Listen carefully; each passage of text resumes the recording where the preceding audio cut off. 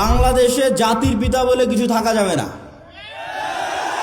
আগে যারা ছিল তাদের জাতির পিতা ছিল শেখ মুজিবুর রহমান। আপনারা আসবেন, আপনারা এসে বলবেন জাতির পিতা জিয়াউর রহমান, এটা চলবে না।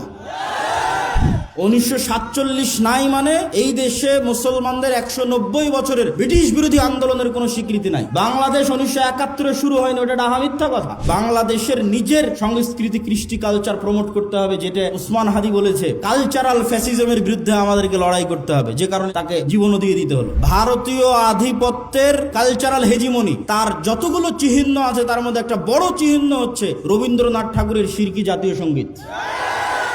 এই জাতীয় সঙ্গীত বাদ দিয়ে দিতে হবে। কারো কাছে কোন এক রাজনৈতিক দলের কাছে বিক্রি হয়ে গেলাম রাজনীতির কথা বলতে গিয়ে, আলহামদুলিল্লাহ আব্দুর রাজ্জাক বিন ইউসুফের ছেলে, ওই জন্য ইনশাআল্লাহ জন্ম হয়নি।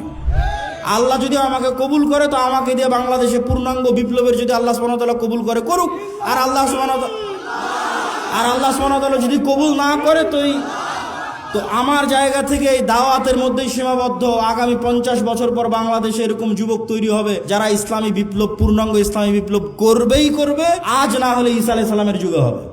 কিন্তু আমরা বিক্রি হওয়ার মধ্যে নই ইনশাআল্লাহ। আসসালামু আলাইকুম শাইখ, আপনি ইদানিং বিভিন্ন জায়গায় রাজনীতি নিয়ে বক্তব্য দিচ্ছেন, যা নিয়ে অনেকে সমালোচনা করছে, এই বিষয়ে কিছু বলবেন। যতগুলো প্রশ্ন আসছে তার মধ্যে এটা অনেক গুরুত্বপূর্ণ একটা প্রশ্ন। তো আসলে রাজনীতি, নবীরাও যখন আল্লাহ সুবহানাহু ওয়া তাআলা দাওয়াত দিতে বলেছেন তখন মুসা আলাইহিস সালামকে বলেননি যে মুসা তুমি জাদুরানিতে গিয়ে বা মিশরের উমুক এলাকায় গিয়ে দাওয়াত দাও, ডাইরেক্ট ইজহাব ইলা ফিরাউন, ক্ষমতার মসনদে আঘাত। মুসা আলাইহিস সালামকে দাওয়াত দিতে কোথায় পাঠালো?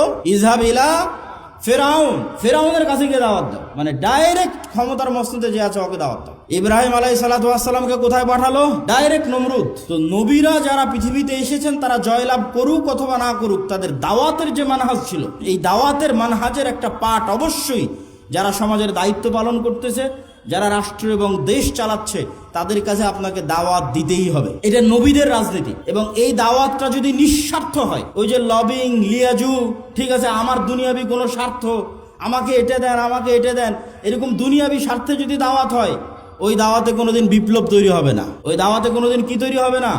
বিপ্লব তৈরি হবে না। আজকে যেহেতু প্রশ্ন করেছে এই জন্য বলেই দিচ্ছি, এই যে তারেক রহমান সাহেব এসেছে ইংল্যান্ডে, তার সাথে আমার দেখা হয়েছিল অন্তত 30 থেকে 40 মিনিট ফেস টু ফেস তার সাথে আমি কথা বলেছি। আমি তার সাথে কথাই শুরু করেছিলাম এটা দিয়ে যে আজকে আমি এখানে আসার আগ পর্যন্ত যতজন আপনার কাছে এসেছে এরা দুনিয়াবি স্বার্থ নিয়ে আসবে, আর আমি আজকে এখান থেকে চলে যাওয়ার পরও হাজারো মানুষ আপনার সাথে দেখা করতে আসবে, দুনিয়ার স্বার্থে আসবে। কারো একটা সিট দরকার, কারো একটা আসন দরকার, কারো একটা পদ দরকার, কত কি দরকার। কিন্তু আমি আব্দুল্লাহ বিন আব্দুর রাজ্জাক এসেছি 4টা কথা বলবো বাংলাদেশের স্বার্থে। যদি করতে পারেন বাংলাদেশের উপকার হবে। এবং এই যে চারটা কথা আমি ওনাকে বলেছিলাম, ওইটার পক্ষেই আমরা ন্যারেটিভ তৈরি করার চেষ্টা করি, যেটাই বাংলাদেশ। ওনাকে বলেছিলাম 1 নাম্বার, মুসলমানেরা যে 190 বছর ব্রিটিশ বিরোধী সংগ্রাম করলে আর স্বীকৃতি কোথায়? 1797 সালের 23শে জুন থেকে 1947-এর 14 বা 15 আগস্ট পর্যন্ত 190 বছর ভারতের মুসলমানেরা, ঠিকই ভারতের হিন্দু এবং মুসলমানেরা সবাই যে ব্রিটিশ বিরোধী আন্দোলন করেছে তার স্বীকৃতি আছে। পাকিস্তানের মুসলমানেরা যে ব্রিটিশ বিরোধী আন্দোলন করেছে তার স্বীকৃতি আছে। তো বাংলাদেশের মুসলমানেরা কি করেনি? তিতুমির কে তাহলে? হাজী শরীয়তুল্লাহ কে তাহলে? এখানে যে ব্রিটিশ বিরোধী 1857-তে যে হাজার হাজার মুসলমান জীবন দিল, তাদের স্বীকৃতি কই? অতএব 1947-এর রাষ্ট্রীয় স্বীকৃতি দিতেই হবে। 1947 নাই মানে এই দেশে মুসলমানদের 190 বছরের ব্রিটিশ বিরোধী আন্দোলনের কোনো স্বীকৃতি নাই। বাংলাদেশ 1971 শুরু হয়নি, ওটা ডাহা মিথ্যা কথা। 71 বাংলাদেশের একটা পার্ট, কিন্তু বাংলাদেশের শুরু অনেক আগে। ওর ধারাবাহিকতায় আপনাকে আসতে হবে, তার একটা পার্ট 47। এটা একটা ওনাকে বলেছি। আর একটা ওনাকে বলেছি বাঙালি জাতীয়তাবাদের নামে বাংলাদেশে হিন্দুয়ানি জাতীয়তাবাদ, হিন্দুত্ববাদী জাতীয়তাবাদ এবং হিন্দুয়ানি কৃষ্টি কালচার কলকাতার দাদা বাবুদের বাঙালি জাতীয়তাবাদের নামে ঢুকানো হয়। এই বাঙালি জাতীয়তাবাদের নামে হিন্দুত্ববাদী কৃষ্টি কালচারের মূলোৎপাটন করতে হবে। বাংলাদেশের নিজের সংস্কৃতি কৃষ্টি কালচার প্রমোট করতে হবে, যেটা উসমান হাদি বলেছে যে কালচারাল ফ্যাসিজমের বিরুদ্ধে আমাদেরকে লড়াই করতে হবে, যে কারণে তাকে জীবনও দিয়ে দিতে হলো। 3 নাম্বার বলেছি বাংলাদেশে জাতির পিতা বলে কিছু থাকা যাবে না। আগে যারা ছিল তাদের জাতির পিতা ছিল শেখ মুজিবুর রহমান। আপনারা আসবেন, আপনারা এসে বলবেন জাতির পিতা জিয়াউর রহমান, এটা চলবে না। আপনি এতটুকু করতে পারেন, এই পুরো বাংলাদেশ তৈরিতে যাদের অবদান আছে তাদের সবাইকে সমান একটা মর্যাদার জায়গায় দিতে পারেন, ফাউন্ডার ফাদার্স এরকম একটা মর্যাদার জায়গায় দিতে পারেন। যেখানে শেরে বাংলা একে ফজলুল হকও থাকবে, হোসেন শহীদ সোহরাওয়ার্দীও থাকবে।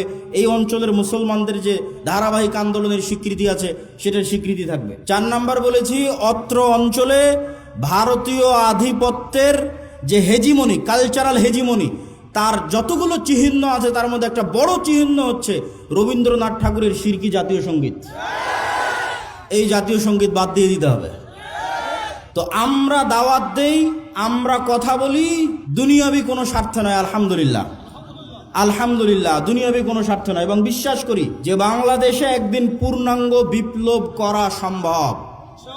আমি পূর্ণাঙ্গ বিপ্লবের স্বপ্ন দেখি চীন মৈত্রী সম্মেলনে, যেখানে বাংলাদেশের সকল রাজনৈতিক দলের নেতারা ছিল। ওখানে আমার 7 মিনিটের বক্তব্য শুনে দেখিও আমি পূর্ণাঙ্গ বিপ্লবের ডাক দিয়েছি। তাতে 30 বছর লাগুক, 50 বছর লাগুক, কিন্তু বাংলাদেশে সম্ভব। কেন সম্ভব? যদি সম্ভব না হতো আমি বলতাম না। বাংলাদেশে কয়েকটা কারণে সম্ভব। বাংলাদেশের 90% মানুষের ভাষা বাংলা, বাংলাদেশের 90% মানুষের ধর্ম ইসলাম। যদি এরকম হতো চিটাগাংয়ের ভাষা হিন্দি, রাজশাহীর ভাষা বাংলা, ঠাকুরগাঁয়ের ভাষা পাঞ্জাবি, আর সিলেটের ভাষা হচ্ছে কি বলে ওর নাম, আর একটা ভাষা ধরলাম গুজরাতি অথবা ধরলাম বিহারি, তাহলে আমি বলতাম না বাংলাদেশে বিপ্লব সম্ভব নয়। আবার যদি দেখতাম না এখানে অর্ধেক পাঠান বাস করে, অর্ধেক পাঞ্জাবি বাস করে, অর্ধেক অমুক বাস করে না, তাহলে আমি বলতাম এখানে বিপ্লব সম্ভব নয়। আবার যদি দেখতাম এখানে 50% মানুষ হিন্দু, 50% মানুষ এখানে খ্রিস্টান, বিপ্লব সম্ভব নয়। বাংলাদেশে যে কোনো একটা আদর্শের উপর বিপ্লব খুবই সম্ভব। কেননা এখানে 90% মানুষের ভাষা বাংলা, বলে বাংলা, লেখে বাংলা, সংস্কৃতি বাংলা। আবার 90% মানুষ ইসলামে বিশ্বাস করে। ফলত এখানে আলাদা কোনো বিভেদ নাই। এখানে 20% মানুষও যদি তৈরি হয় যারা ইমান বিল গায়েবে ইয়াকিন রাখবে, আজকের যে কথা বলেছি, আজকের যে থিওরি দিয়েছি, এবং সামনে এটার উপর আরো অনেক কাজ এবং গবেষণা এবং লিখিত দ্বিতীয় আর একটা বই আসবে আল্লাহর পথে যাত্রার উপর। আমি ওই পূর্ণাঙ্গ বিপ্লবে বিশ্বাস করি। কারো কাছে কোনো এক রাজনৈতিক দলের কাছে বিক্রি হয়ে গেলাম রাজনীতির কথা বলতে গিয়ে, আলহামদুলিল্লাহ আব্দুর রাজ্জাক বিন ইউসুফের ছেলে, ওই জন্য ইনশাআল্লাহ জন্ম হয়নি। আব্দুর রাজ্জাক বিন ইউসুফ ওই বক্তাও নয়। বড় থেকে বড় নেতার ঘরে যখন প্রবেশ করেছে, ছবি মূর্তি থেকেছে, যত বড় মন্ত্রী হোক, যত বড় মিনিস্টার হোক, আব্দুর রাজ্জাক বিন ইউসুফ দাঁড়িয়ে বলে যে ছবি মূর্তি সরাতে হবে, না হলে ঢুকবে না। অথচ বহু বক্তা ওই ঘরেই বসে আছে। মানে দুনিয়ার স্বার্থের কাছে বিক্রি হওয়া বক্তা আব্দুর রাজ্জাক বিন ইউসুফ নয়। তো আমিও যদি কোনোদিন মনে করি দুনিয়ার স্বার্থের কাছে বিক্রি হয়ে যাচ্ছি, তো বক্তব্য দেওয়াই বন্ধ করে দেবো, দাওয়াত দেওয়াই বন্ধ করে দেবো। কিন্তু আব্দুর রাজ্জাক বিন ইউসুফ যে আমানতের, ন্যায়পরায়ণতার এবং যে বিশ্বাসের একটা মানদণ্ড নির্ধারণ করে গেছে, ওইটার সাথে ইনশাল্লাহ খেয়ানত করব না। আল্লাহ যদি আমাকে কবুল করে, তো আমাকে দিয়ে বাংলাদেশে পূর্ণাঙ্গ বিপ্লবের যদি আল্লাহ সুবহানাহু ওয়া তাআলা কবুল করে, করুক। আর আল্লাহ সুবহানাহু ওয়া তাআলা যদি কবুল না করে, তো আমার জায়গা থেকে এই দাওয়াতের মধ্যেই সীমাবদ্ধ। আগামী 50 বছর পর বাংলাদেশে এরকম যুবক তৈরি হবে যারা ইসলামী বিপ্লব, পূর্ণাঙ্গ ইসলামী বিপ্লব করবেই করবে। আজ না হলে ঈসা আলাইহিস সালামের যুগে হবে। কিন্তু আমরা বিক্রি হওয়ার মধ্যে নয় ইনশাআল্লাহ। আর ওইভাবে আমাদেরকে আমার মা এবং বাবা বড়ও করেনি, আলহামদুলিল্লাহ। দুনিয়ার কারো কাছে কোনো কিছুর জন্য মুখাপেক্ষী নয়, আলহামদুলিল্লাহ। আল্লাহ সুবহানাহু ওয়া তাআলা যেন এইটার উপর ঈমান পর্যন্ত, মৃত্যু পর্যন্ত থাকার তৌফিক দান করে, আল্লাহুম্মা আমিন। আসসালামু আলাইকুম ওয়া রাহমাতুল্লাহি ওয়া বারাকাতুহু।